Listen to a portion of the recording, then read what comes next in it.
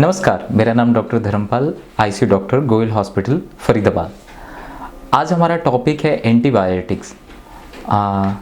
Antibiotic क्या है, how it works, इसके बेनिफिट्स क्या हैं और कब हमें एंटीबायोटिक लेना है और इसके साइड इफ़ेक्ट्स क्या हैं।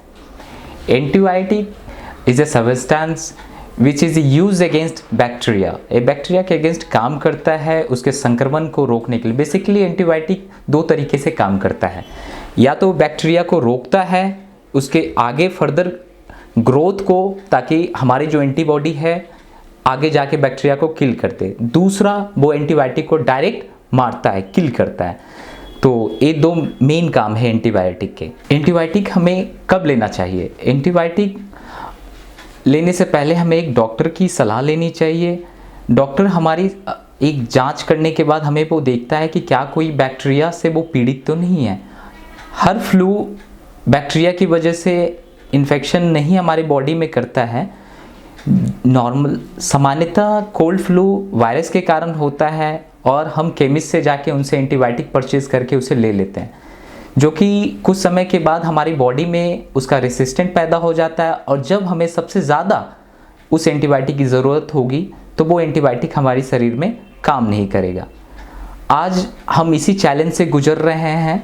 जब हमारे आईसीयू में मरीज़ भर्ती होते हैं, डॉक्टर प्रिस्क्रिप्शन के बाद ही हम एंटीबायोटिक लें। बिना डॉक्टरी परामर्श के हम एंटीबायोटिक का सेवन ना करें। इससे हमारे शरीर में एंटीबायोटिक रेसिस्टेंट पैदा होती है। जब ज़रूरत पे हमें सबसे ज़्यादा उसकी ज़रूरत होगी तो फिर एंटीबायोटिक हमारे शरीर में वो काम नहीं करेगी। एंटीबायोटिक किस तरीके से लिया जाता है? बेसिकली एंटीबायोटिक 3 फॉर्म में उपलब्ध होता है।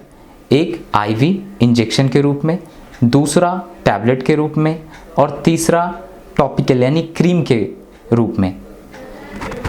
2019 के सर्वे के अनुसार सिर्फ एक साल में 12 लाख लोगों की ऐसे लोगों की मौत हुई जो डायरेक्ट बैक्टीरिया की वजह से हुई, जिन पे कोई दवाइयों का असर नहीं हुआ।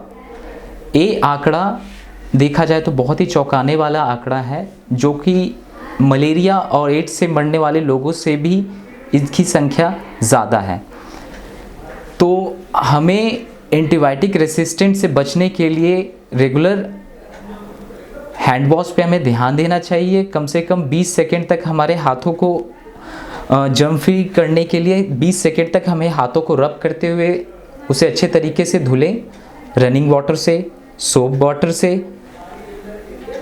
जब भी हम अस्पताल जाएं, रोगी से मिलने से पहले अपने हाथ को सैनिटाइज़ करें और रोगी से मिलने के बाद भी हम अपने हाथ को सैनिटाइज़ करें। तो ये सब कुछ तरीके हैं जो एंटीबायोटिक रेसिस्टेंस से हम बच सकते हैं। धन्यवाद।